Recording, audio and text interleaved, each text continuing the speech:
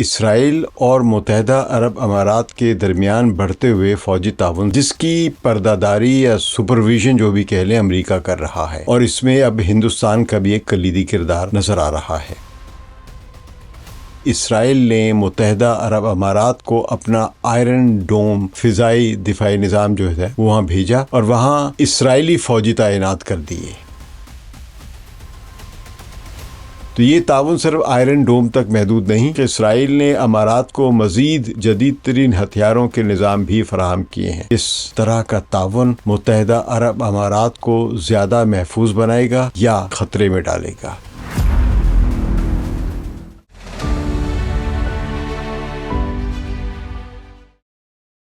ثقلین امام کو سلام قبول کیجیے۔ آج کی ویلاگ میں ہم ایک بہت اہم اور تازہ ترین پیش رفت پر بات کریں گے جس نے مشرق وسطیٰ کے جو جغرافیائی اور جو ملٹری بیلنس کو ایک تبدیل کر دیا ہے۔ یہ معاملہ اسرائیل اور متحدہ عرب امارات کے درمیان بڑھتے ہوئے فوجی تعاون سے تعلق رکھتا ہے جس کی پرداداری یا سپرویژن جو بھی کہہ لیں امریکہ کر رہا ہے، اور اس میں اب ہندوستان کا بھی ایک کلیدی کردار نظر آ رہا ہے۔ ابھی یہ خبر آئی ہے کہ امریکہ کے اسرائیل میں تعینات سفیر مائک ہکابی نے منگل کو یہ تصدیق کی کہ اسرائیل نے متحدہ عرب امارات کو اپنا آئرن ڈوم فضائی دفاعی نظام جو ہے وہاں بھیجا اور وہاں اسرائیلی فوجی تعینات کر دیے۔ یہ پہلا موقع ہے جب اس طرح کے تعاون کا کھلے عام اعتراف امریکہ کا ایک سفیر یا ایک سرکاری اہلکار کر رہا ہے۔ اس سے پہلے خبریں ضرور آئی تھیں۔ آئیے اس پوری صورتحال کو سمجھتے ہیں کہ یہ تعاون کیوں وجود میں آیا اور اس پر ہندوستان کے کیا اثرات ہیں، یعنی انڈیا کے۔ تو یہ دوسری خلیجی ریاستوں کے لیے کیا معنی رکھتا ہے، اور سب سے اہم بات یہ کہ اس طرح کا تعاون متحدہ عرب امارات کو زیادہ محفوظ بنائے گا یا ولنریبل یعنی خطرے میں ڈالے گا۔ یہ پوری کہانی 2020 کے ابراہم ایکارڈ سے شروع ہوتی ہے۔ دی ٹائمز آف اسرائیل کے مطابق اسرائیل اور متحدہ عرب امارات نے 2020 میں اس معاہدے کے تحت ایک رسمی سفارتی تعلقات قائم کیے تھے، جس کی ایک بڑی وجہ دونوں ممالک کو ایران سے مشترکہ خطرہ تھا۔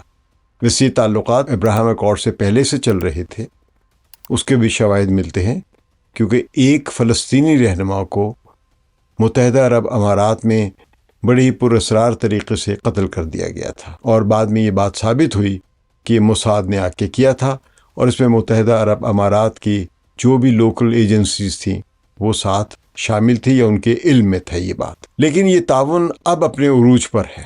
گلف نیوز کی رپورٹ کے مطابق امریکی سفیر ہکابی نے واضح طور پر کہا کہ اسرائیل نے ابھی بھی امارات کو آئرن ڈوم کی بیٹریز اور انہیں چلانے کے لیے اپنے فوجی بھیجے ہیں۔ انہوں نے یہ بھی کہا کہ یہ سب کچھ ابراہم ایکارڈ کی بدولت ممکن ہوا ہے، جس کی وجہ سے دونوں ممالک کے درمیان اب ایک بڑے ہی گہرے تعلقات قائم ہو چکے ہیں۔ رائٹرز نیوز ایجنسی نے اپنی رپورٹ میں ایک ذریعے کے حوالے سے بتایا کہ یہ فضائی جو ایئر ڈیفنس سسٹم جو تھا یہ بہت ہی جلدی میں امارات اس لیے بھیجے گئے تھے تاکہ ایرانی حملوں سے اماراتی سرزمین کا تحفظ کیا جا سکے۔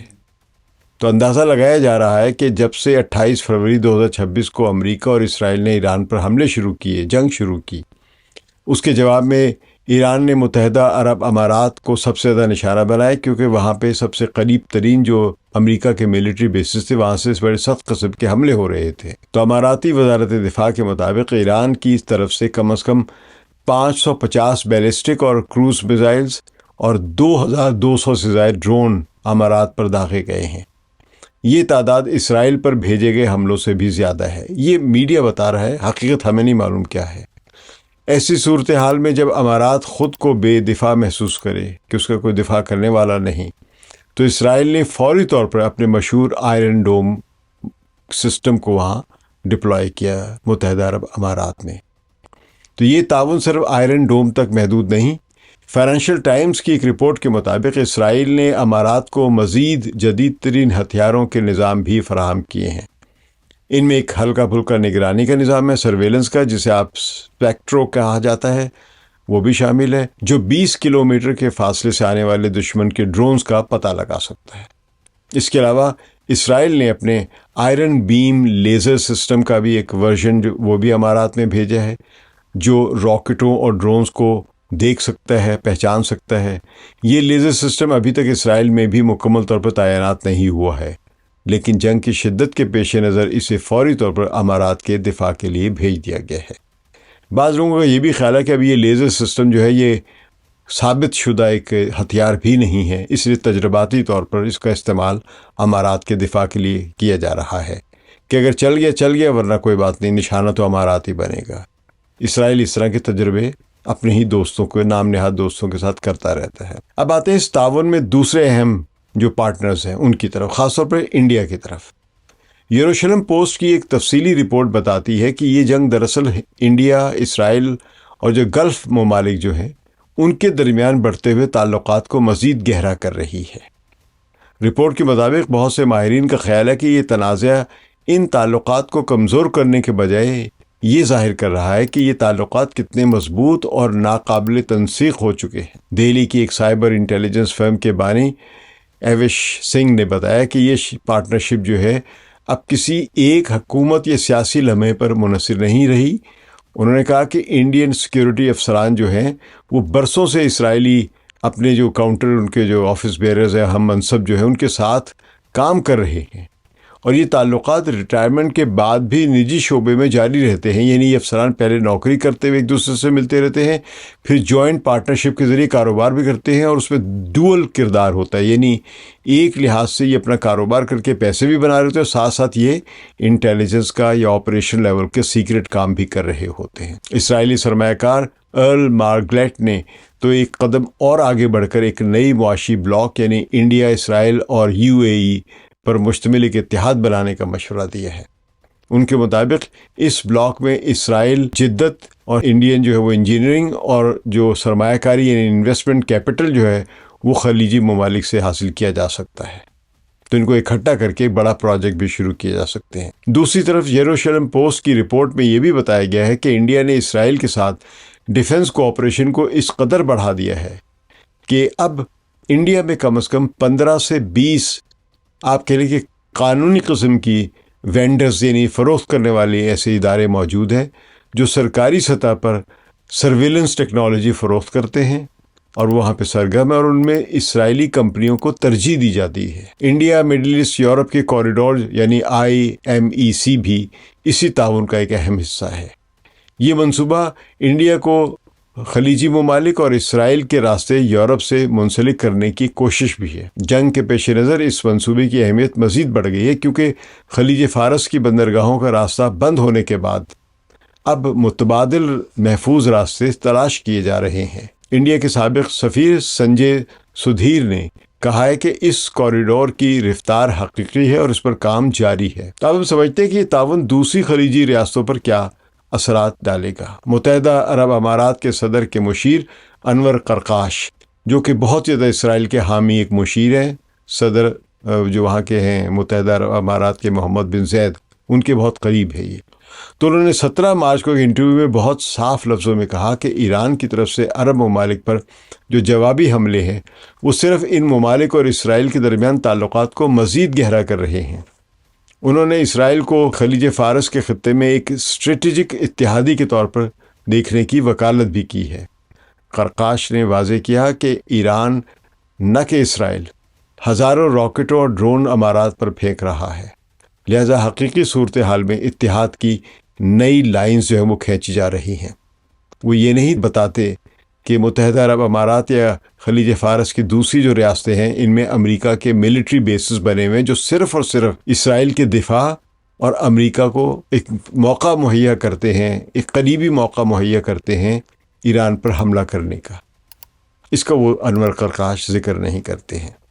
بہرحال ایک طرف جہاں متحدہ عرب امارات اور بحرین نے اسرائیل کے ساتھ تعلقات معمول پر لائے ہیں یا اسرائیل کے تسلیم بھی کر لیا ہے، وہیں سعودی عرب ابھی تک اس قدم سے گریز کر رہا ہے، کیونکہ سعودی عرب نے ابھی تک اسرائیل کو باقاعدہ ایک ملک کے طور پر تسلیم نہیں کیا ہے۔ لیکن یہ دیکھتے ہوئے کہ ایران کی طرف سے خطے کو لاحق خطرہ بڑھ رہا ہے، سعودی عرب بھی بالآخر اسرائیل کے ساتھ تعلقات کو معمول پر لانے پر مجبور ہو سکتا ہے۔ فلسطینی اتھارٹی اور اردن اس اسرائیلی شمولیت کے خلاف ہیں، لیکن جب بات خلیجی ممالک کی اپنی سیکیورٹی کی ہو تو وہ اپنے مفادات کو فوقیت دیتے نظر آ رہے ہیں۔ انور قرقاش نے یہ بھی کہا کہ آنے والا وقت اسرائیل اور خلیج فارس کے ممالک کے درمیان تعلقات میں واضح بہتری لائے گا، حتیٰ کہ ان ممالک کے ساتھ بھی جن کے اسرائیل کے ساتھ رسمی سفارتی تعلقات نہیں ہیں۔ یہ ان کا اشارہ مکمل طور پر سعودی عرب کے بارے میں ہے۔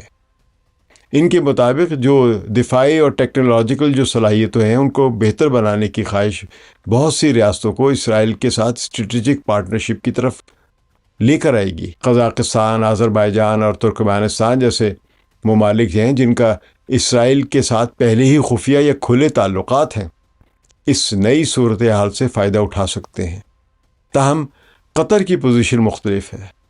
رپورٹس کے مطابق جہاں امارات اسرائیل کو سیکیورٹی پارٹنر کے طور پر دیکھ رہا ہے، وہیں دوحہ اب بھی اسرائیل کو علاقائی خطرہ قرار دیتا ہے اور مکمل طور پر امریکہ پر انحصار کے بجائے زیادہ خود مختار سیکیورٹی کی وکالت کر رہا ہے۔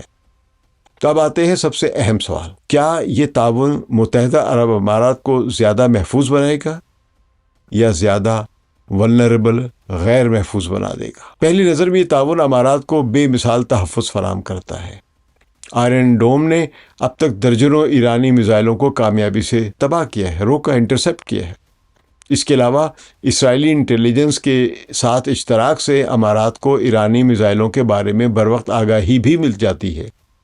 اگرچہ اسرائیل کی طرف سے امارات میں براہ راست جو زمینی فوج کی موجودگی ایک بڑا سیاسی رسک ہے، لیکن فوجی لحاظ سے یہ امارات کے دفاع کو مضبوط بھی کرتی ہے۔ اور اگر دوسری طرف دیکھیں تو یہ تعاون جو ہے متحدہ عرب امارات کے ساتھ اسرائیل کا جو ہے، یہ اس کو ایک بڑا اچھا ٹارگٹ بھی بناتا ہے کہ اچھا یہاں اسرائیل بھی بیٹھا ہے تو لہٰذا اس پر حملہ کرو۔ تو ایران نے بارہا کہا ہے کہ وہ خلیجی ممالک میں اسرائیل کی موجودگی کو کبھی قبول نہیں کرے گا۔ ایران کی طرف سے اب تک امارات کو سب سے زیادہ نشانہ بنایا جا چکا ہے۔ اگر وہ اسرائیلی اہلکاروں اور نظاموں کی موجودگی کو مستقل سمجھتا ہے تو ممکن ہے کہ وہ مستقبل میں امارات کے خلاف اپنے حملوں میں مزید اضافہ کر دے، یعنی ایران مزید اضافہ کر دے حملوں میں۔ لیکن مختصر یہ کہ متحدہ عرب امارات اس وقت ایک مشکل انتخاب کے درمیان ہے۔ ایک طرف سے ایران کے راکٹوں اور ڈرون سے فوری اور براہ راست خطرہ ہے، اور دوسری طرف اسرائیل کے ساتھ کھلے تعاون کی طویل مدتی سیاسی قیمت چکانا بھی اس کے لیے آسان نہیں ہوگا۔ بہرحال امارات نے ظاہر کیا ہے کہ وہ اپنی قومی سلامتی کے تحفظ کے لیے اسرائیل کے ساتھ ہر طرح کا تعاون کرنے کو تیار ہے، اور ایران کی جارحیت نے یا ایران کے حملوں نے اس فیصلے کو مزید آسان بنا دیا متحدہ عرب امارات کے لیے۔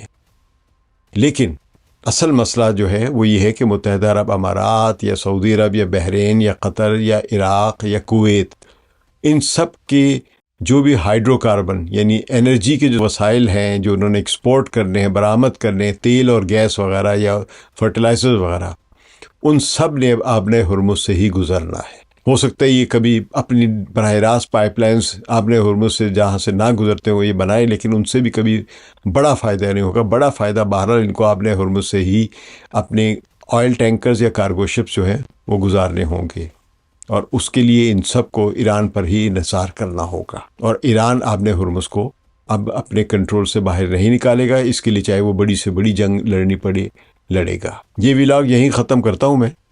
آج ہم نے دیکھا کہ کس طرح خلیج میں ایک نیا عرب اسرائیل اتحاد امریکی سرپرستی اور ہندوستانی یا انڈین حمایت سے ابھر رہا ہے، اور یہ کہ متحدہ عرب امارات نے فوری جو ڈیفنس نیڈز جو ہیں ان کے پیش نظر اسرائیل کو اپنی زمین پر قبول کر لیا ہے۔